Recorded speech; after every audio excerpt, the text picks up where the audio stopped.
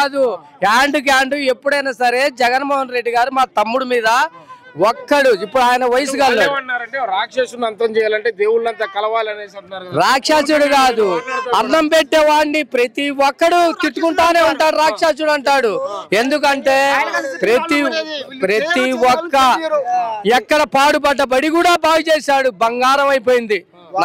నా తమ్ముడు ఉన్నంత సేపు ఈ తెలుగుదేశం రాష్ట్రంలో నా తమ్ముడు జగన్మోహన్ రెడ్డి ఉన్నంత సేపు ఎవ్వరేం చేయలేరు. ఒక్కడి మీద 10 మంది రావటం కాదు. బీజేపీ కూడా పొత్తు పెట్టుకుని వస్తుంది టీడీపీతో, వాళ్ళ బలం పెరిగింది, బలగం పెరిగింది. ఆయన 10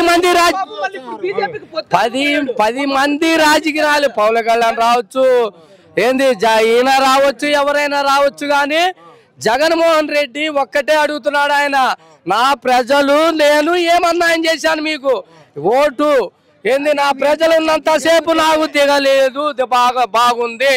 నా ప్రజలు హ్యాండ్ టు హ్యాండ్ నా ప్రజల కాడిపోయి నేను అడుగుతాను. కానీ నేను వాళ్ళ కాడి ఇళ్ళ కాడిపోయి అడిగే అవసరం నా తమ్ముడికి జగన్మోహన్ రెడ్డికి లేదు. పవన్ కళ్యాణ్ గారి ప్రభావం ఏమైనా ఉంటుందా ఈసారి? ఎందుకు లేదు? హైదరాబాద్ పోతే పైటాల రోజు మళ్ళీ రెడీలోనే ఉన్నాడు. మళ్ళీ గాడిద మీద ఎక్కడానికి ఉన్నాడు. మళ్ళీ గుండు చేసి పైటాల రాయ్ ఉన్నాడండి. పైటాల రాయ్ లేకపోతే వాళ్ళ కుటుంబం ఉంది, వాళ్ళ భార్య దేవలాడుతుంది. ఈయన గురించే ప్రత్యేకంగా గుండు కొడదామని దేవలాడుతుంది. నాయనారో లేదు, నేను దాక్కొని మాట్లాడతానండి. నేను విమానంలో పోయేటప్పుడు మాట్లాడతా 10 మందితో.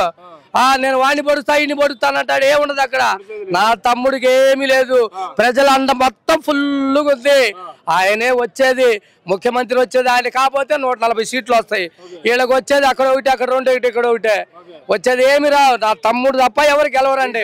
ఎన్ని జెండాలు వచ్చినా జగన్ జెండా ఎగిరిద్దాం. జగన్ జెండా ఎగరటం ఏంటంటే ప్రజలు గెలిపించుకుంటారు. నా తమ్ముడిని జగన్ గెలిపించుకుంటారు.